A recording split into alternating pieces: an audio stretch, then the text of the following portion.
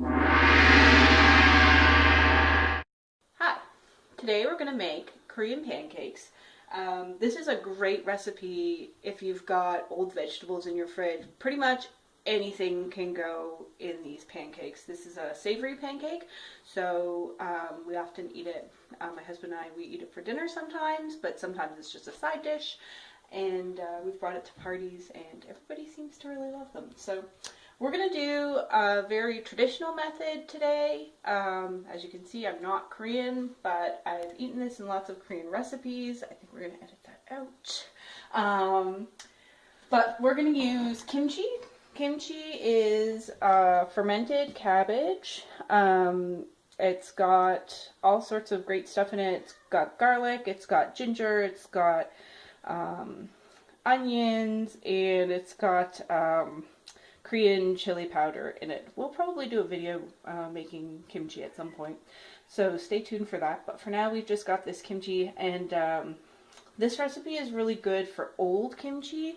So you can see this is sort of, it's a little bit mushy. It started to ferment quite a bit. It's breaking down. It's not the, you've had kimchi in restaurants, it's usually pretty white still, and this stuff is really starting to get quite translucent. So this is a really great recipe to use up old kimchi. If you don't like kimchi, this is quite spicy, and it is fermented, but not, it's not like a vinegar pickle. It is just a natural lacto ferment. So it's got that fermenty taste, which a lot of people don't really like, but we love, so we use this. Other stuff that's going to go in here is grated carrots, some onions, but like I said, you can use anything in your fridge. We've put red pepper, we've put cabbage, we've put shrimp, we've put squid, you can put a bit of leftover fish. Really anything goes with this recipe. So first things first, we're going to start with some flour. This is about a cup to a cup and a quarter of just regular unbleached all-purpose flour. To this we're going to add 3 tablespoons of cornstarch. This helps make the pancake really nice and crispy. We're going to add half a teaspoon of salt. We're just going to whisk that up.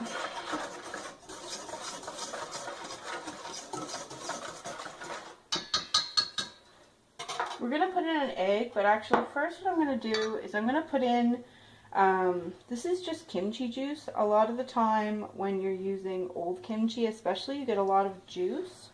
And I've chopped up that kimchi a bit, the one I showed before. This is the unchopped kimchi. You can see it's quite juicy still. And what I do is, for this recipe, I squeeze all the juice out. It kind of goes everywhere. You squeeze it really hard and you end up with it like that, and then the juice in the bowl. So before we add the egg, we're going to pour in this kimchi juice, and we're going to put in the egg. That was about 1/3 of a cup of kimchi juice, but that's not going to be enough liquid, so we're going to add some cold water along with the egg and the kimchi juice. And you usually want about a cup of liquid, but it's always best. Start out with a little. You can always add more, but you can't take away. So we'll just stir this up. You can really see how that kimchi juice is coloring what we're doing. Also into this batter goes about a tablespoon of oil. So we'll just add that now. You just want to whisk this until it's nice and smooth. Needs a little bit more water. I'm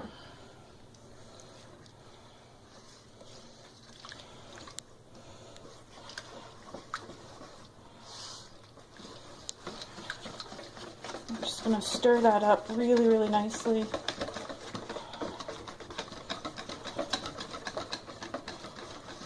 Okay, so that's pretty smooth now. We're going to let that sit for about half an hour. It just helps it to get a little bit more smooth. But in the meantime, we're going to fry up our onions a bit. This is just a regular cooking onion. I often like to give it a bit of a cook before putting it in the batter, just because big chunks of raw onion aren't always that pleasant when you're eating this. So I'm going to put the stove on to roughly medium-high. I'm using a cast iron pan. This is the best pan for this recipe. This is good for the onions, but we're also going to cook the pancake in it eventually as well. I'm just going to let it heat up. We're going to fry up these onions. We're going to put in just a little bit of peanut oil. That's probably about a tablespoon. Make sure your pan is nice and hot. Let it heat up pretty well on medium-high, and just throw those onions in. I'm not going to cook them all the way through. It's just so that it gets a little bit of color. So we'll just let it sit. A little bit of burning is okay. I find it adds a really nice sweetness. So just don't play around with it too much. Just let it do its thing. It's been about a minute or two. We'll just give these a stir. You can see they're starting to brown a bit. Just want to make sure everything's nice and evenly cooked.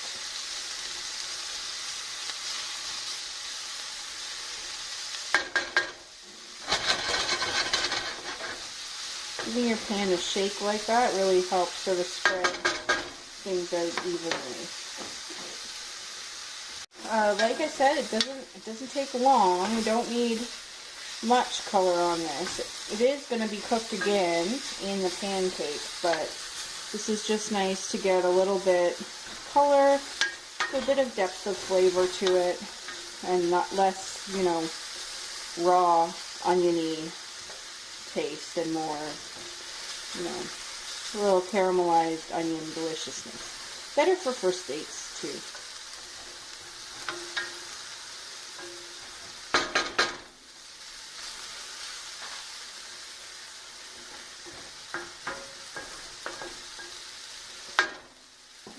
So we're just going to put these in a bowl.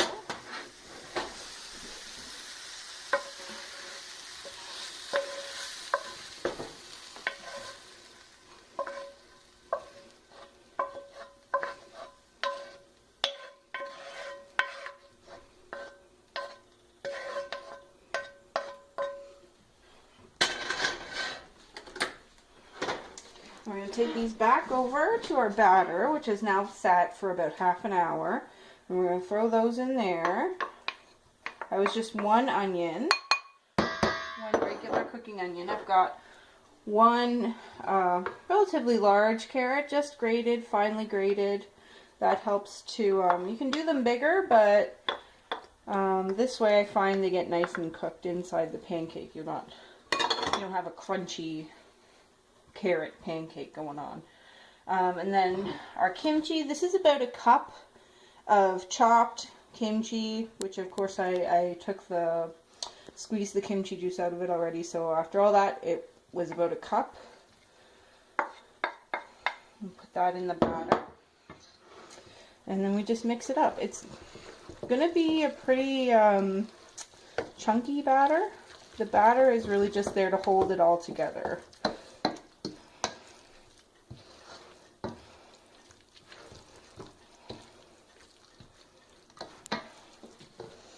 Okay, so that's looking pretty good. That's the consistency you want to see. We'll go back to our pan, again on medium-high. Just let that heat up for a sec.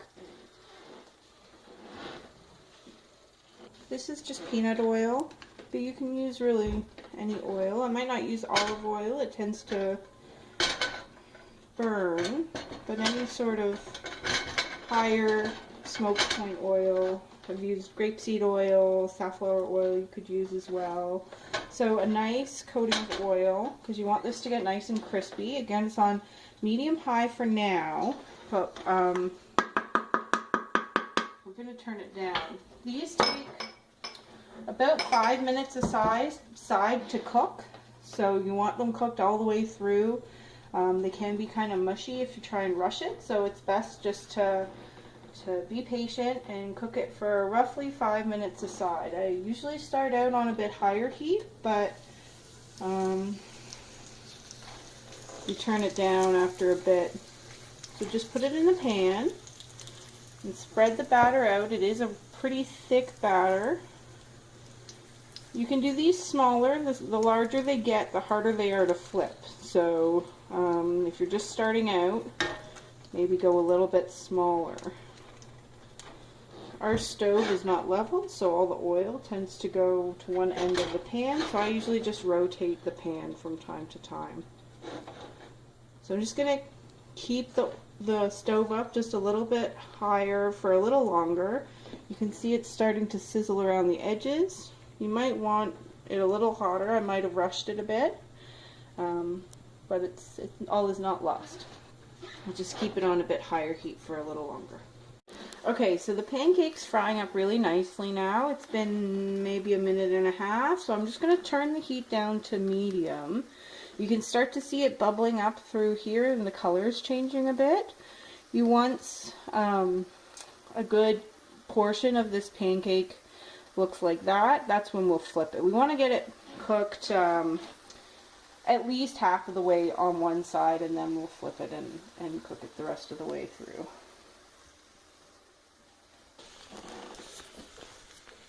Okay, so as you can see, the edges are starting to go a little translucent.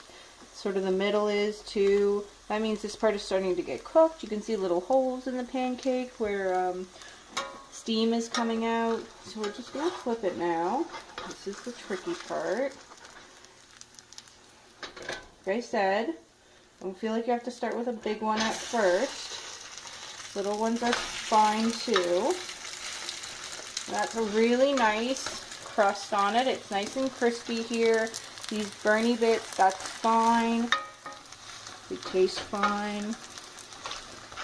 Now it just has to cook for 5 more minutes. You can turn the heat back up if you want. I don't usually because it is starting to be cooked through at this point. So just still a little bit soft there. So we'll just give it 5 more minutes and it should be fine. While that pancake's cooking, we're going to make a bit of a dipping sauce for the pancakes. You can eat them with any kind of dipping sauce you like, but we really like this one. So, and it's super simple, it comes together really quickly. This is soy sauce, green onion, rice vinegar, we'll put a bit of sugar in it, and some toasted sesame seeds. So the first thing I'm going to do is toast the sesame seeds. You want to put your pan on, again, sort of medium-high heat. Wait till it's nice and hot before you put the sesame seeds in. So we'll let that heat up while we mix together the rest of the sauce. So we're going to put in the rice vinegar. This is about a teaspoon. That's about 3 tablespoons or so of soy sauce. About a teaspoon of sugar, maybe a little more. And then our green onions.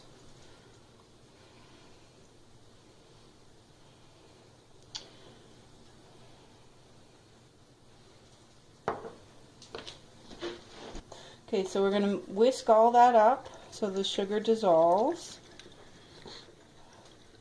The other thing you can put in is Korean chili powder. We often put that in. We usually put maybe about a tablespoon, between a teaspoon and a tablespoon of that.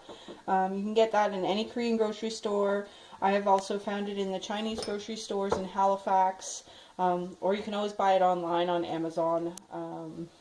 It's relatively easy to find. I can put a couple of links in the comments. Okay, so this pan is hot now. We're going to put in our sesame seeds. I'm going to use black sesame seeds today. You can use regular sesame seeds too. I like the black ones. I'm going to do about a tablespoon of toasted sesame seeds. So the pan, again, really hot. Put the seeds in and give it a good shake. You don't want them to stick. They don't take long. the way I know when they're done, it's a little harder with black sesame seeds because they're already black, so it's harder to tell when they're cooking. But once you can smell them, they're done.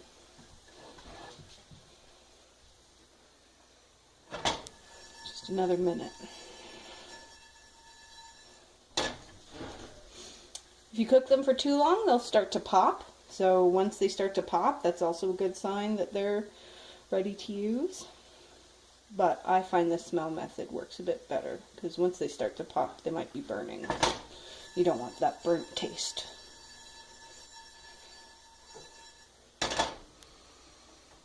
Okay, so those are done. I'm going to put them into our sauce. And if I've done this right, they should sizzle when they fall in. There we go.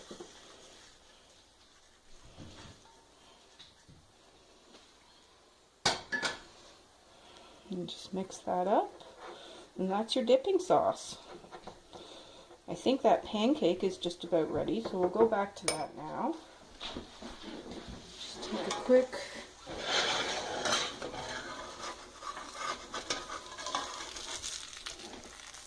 That's looking pretty good. I'll just take that out. And put it on a cutting board. I like to use a pizza cutter. Cut these, it works pretty well. And I just cut it in quarters or eighths.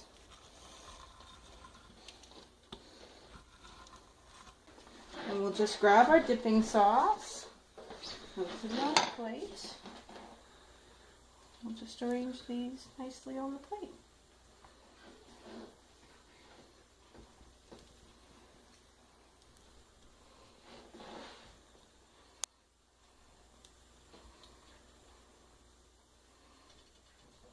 There you have Korean pancakes. I've put the recipes down below, and if you like this video, please give us a thumbs up. Bon appetit!